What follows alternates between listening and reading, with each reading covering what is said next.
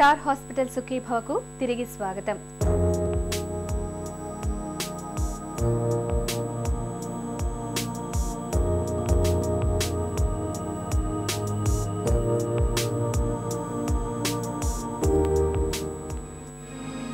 ఎముకలో క్యాన్సర్కు ఎలాంటి చికిత్సలు ఉన్నాయి?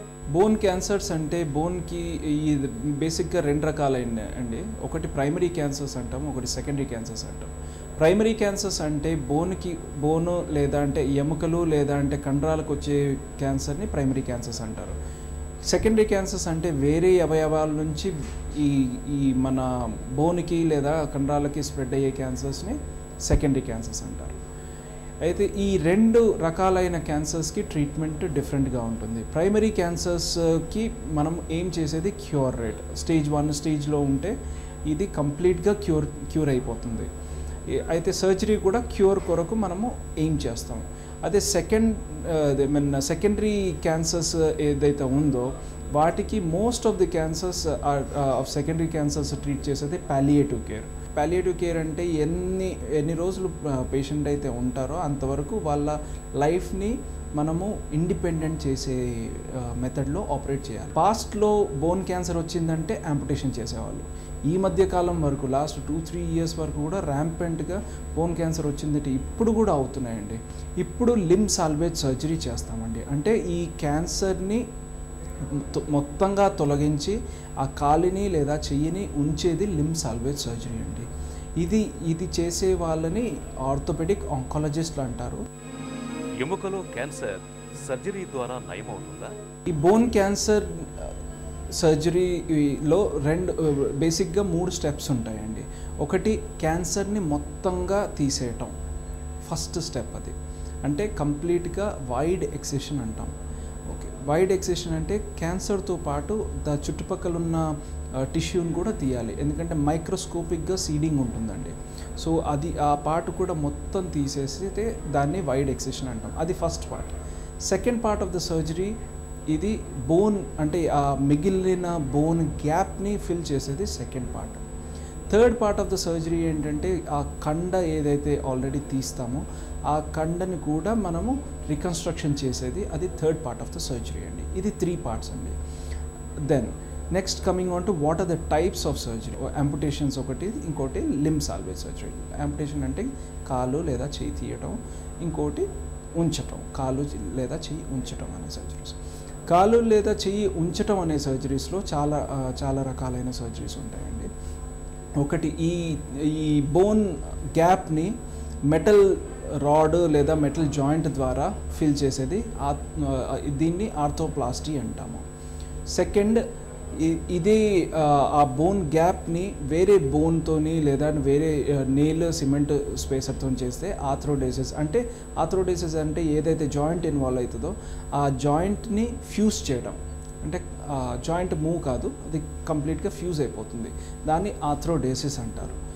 మూడవది రొటేషన్ ప్లాస్టీ. రొటేషన్ ప్లాస్టీ అంటే కంప్లీట్గా ఏ భాగం అయితే ఈ రొటేషన్ ప్లాస్టీ కాలుకి చేస్తామండి.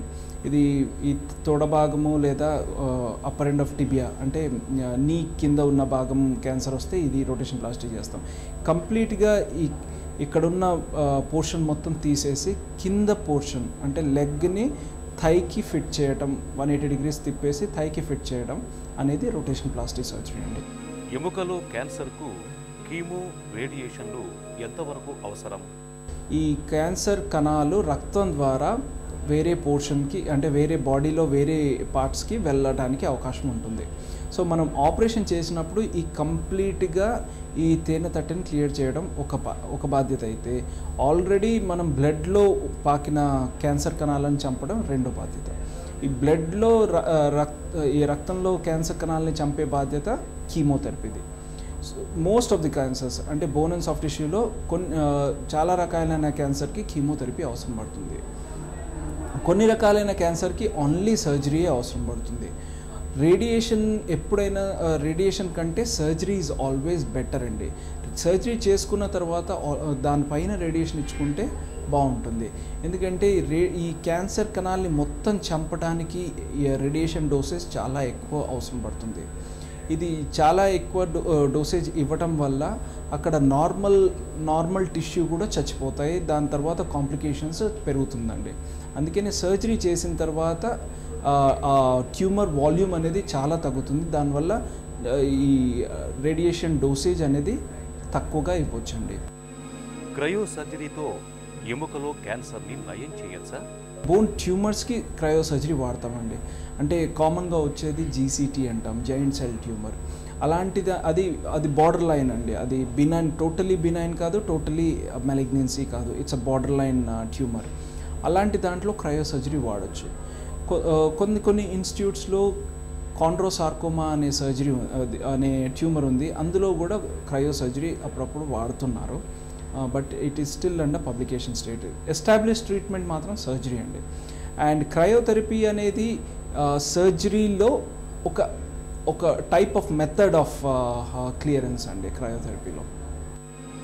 స్టెమ్ సెల్ థెరపీతో ఎముకలో క్యాన్సర్ని నయం చేయొచ్చా? స్టెమ్ సెల్ థెరపీలో బోన్ క్యాన్సర్ నయం కాదండి. మాలిక్యులర్ లెవెల్ జెనెటిక్ మోడిఫికేషన్స్ ఇవన్నీ చాలా ఎక్స్పెరిమెంటల్ స్టేజ్లో ఉన్నాయి. సో స్టెమ్ సెల్ థెరపీతో బోన్ క్యాన్సర్ నయం కాదండి. ఎముకలో క్యాన్సర్కు నాన్ సర్జికల్ ట్రీట్మెంట్ ఏమైనా అందుబాటులో ఉందా? బోన్ క్యాన్సర్కి నాన్ సర్జికల్ ట్రీట్మెంట్ అంటూ లేదండి.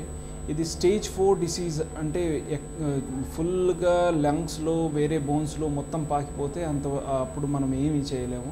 దాన్ని పాలియేటివ్ కేర్కే పంపించాలి. అప్పుడు సర్జరీ ఏం అవసరం పడదు. అంతకుమించి మనం ఎర్లీ స్టేజ్లో ఉంటే మాత్రం ఖచ్చితంగా